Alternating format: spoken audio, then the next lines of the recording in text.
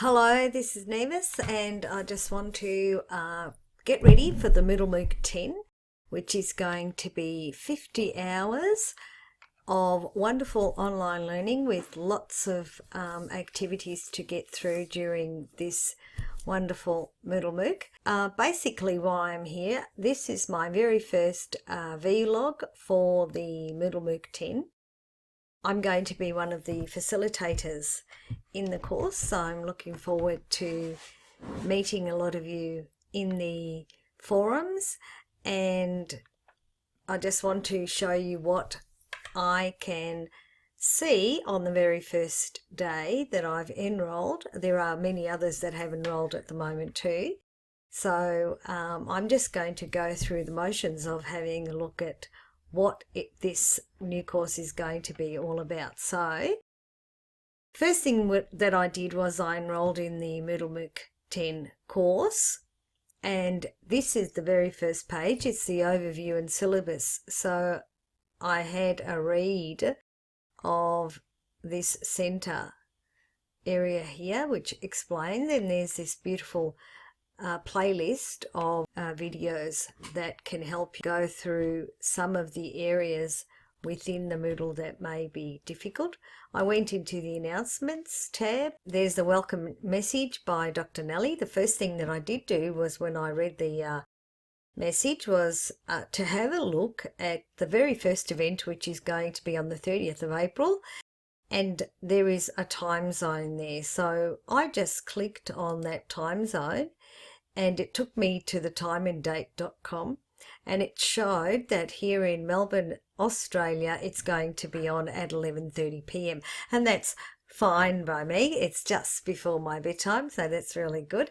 It's worse when they're at 2 or 3 o'clock during the night time. It's harder for me to watch, so I'm actually looking forward to that. I'll be there, be able to be there. So that was the very first thing I had to check on.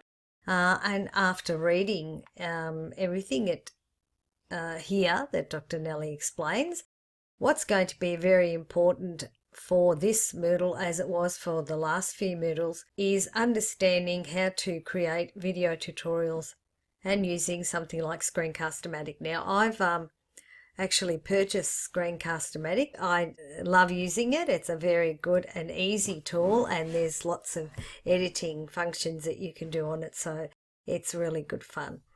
And that's what I'm using at the moment to record this, apart from the fact that I'm also using a webcam and a very good microphone like the H6, which is a very good investment if you're going to do a lot of video tutorials, which is what I do for my online students. Anyway, and then I did take the time to write a reply to Dr. Nellie. So now let's go back. We can either go back using the breadcrumbs, or we can go back to our dashboard or back to my courses, or we can also use the back button on the browser. But I prefer to use the breadcrumbs. These are the breadcrumbs, so we'll just go back to the breadcrumbs, and then you'll be able to see that on the main page where the overview and syllabus is, over here, we either can use the tabs to go on and have a look at week by week, or we can actually use the side navigation bar here, which is also just as effective. So you can go through all of these and see where you can open and close, as Dr. Nellie says. The live online classes, here we go. And there is a list of the live online classes that are going to be available during this Moodle. It's really important that this one here, for example, see how it's got a dark grey, and it will be marked complete. You can mark that as complete, actually. Yes, let me have a look. Yeah, okay, you can actually mark that yourself. Here is the progress. So there are all these red X's at the moment. They look a bit frightening, but they're not. They're just telling me what I need to do. So there they all are. It's really easy to see, and that's the progress bar, and it's really effective. The administration bar, where you can unenroll from the Moodle, or there's a question bank, or the open badges area. the upcoming events. This is the notifications up here. Activities on the left. The Syllabus portfolio. If you haven't learned how to use that, that's really handy. It means that any of the work that you actually do online, any of the forums, you can actually export them. At the moment, I'm the only online user. You can always click on the participants to see the list of all the people that are in the course, and you can actually send those people a message via the Moodle. What else is there? Let's go and have a look at general discussions and support.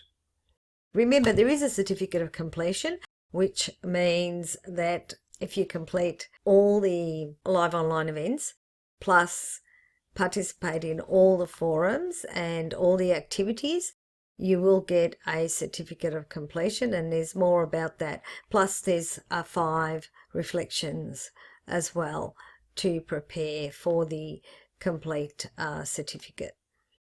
So here we have a general discussion forum, a help desk for support. So go to this help desk at any time that something goes wrong, or you don't know what you're doing, or you've gotten lost, which has happened to me the first years that I was learning in the Moodle Mooc 3, something like that. I was constantly getting lost because I wasn't used to working in the Moodle, and of course when the Moodle activity gets going, we're looking at probably hundreds of participants. So sometimes if there's so many new entries in the forums, you may lose track of where yours was, or looking for a response, or maybe the notifications, etc. So go into the help desk always and leave your questions there.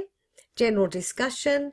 And then there's the videos for improvement. So this is a support forum for videos that need improvements. Basically what that means is that if you prepare a vlog like I'm doing now and just say there are a lot of problems with it, or it's confusing, or we can't understand it, or something is not 100%, it will be slipped back into here, meaning that you will need to either review that, do it again, normally is what's requested, whatever. Anyway, Dr. Nellie or Thomas Hodges or myself will be letting you know when that occurs, and we'll let you know what you need to do. So don't panic. Let's go into week 1. I don't want to spend a lot of time chatting to myself here, but I'm just going to go as far as week 1. And in week 1, there is an introduction. So it's a one way of learning about each other. And one of the most important things that you need to do here is not only just talk about yourself, which is important. We want to know about you, and other people want to know about you. So it's important to maybe be concise, get to some nice little story about yourself. And then it's important to also respond to 3 other people. Actually, in this instance, Dr. Nellie's asking us, and she's done this before, by sharing 2 real stories about yourself and 1 unreal story, or non-truth. So it's like 2 truths and 1 non-truth. So basically what we mean by story, or what Dr. Nellie is saying here by story, is give a little bit of an explanation. So obviously I'm going to make sure that my grammar is correct, being that I'm an English teacher. Anyway, that's what this is all about, just learning about yourself and then answering other people. And everything, every area, every tab has its own activities that go down the center of that area where the tabs are. This is the block, the main block in the middle here. And when you go down the block, every single activity either has a dotted line box, and that dotted line checkbox means that it will be completed by the system once you've teamed up, for example in this case. Whereas this one, the solid line, means you have to tick that. Basically what you need to do is actually click on it like this. I'm going to show you now, and there it is. Okay, so I'm going to now, another thing that's important to remember is that these progress bars will actually change when all the elements in one tab are complete. I'm just going to uncheck that. Teamwork on the CPA. The CPA obviously is the course practice area, and that's a lot of fun. So hopefully you'll all enjoy working in teams. It's really important to work in teams and communicate. One of my recommendations is that when you form your team, the most important thing to do is to either exchange your emails or create a Google Drive document. That's what I find is really the easiest. Create a Google Drive document and then give everybody editing rights and get everybody to go in there and write down everything. So like make one Google Drive document like teamwork, conversation, communications, whatever, because sometimes people will miss maybe their email, but if they know that everything is going to be on that Google Drive document, then it's easy to just go to the drive and see what everybody's doing or what everybody's up to. So what you don't want to do is get lost in someone's very long list of daily emails. So the best way to do that is to create a Google Drive document. If you have any questions about that or want to know how I've done that in the past, just tingle me a message inside the participants area and or go to the support desk. I will gladly assist. That's all from me now. Signing off till the next vlog. See you in the Moodle.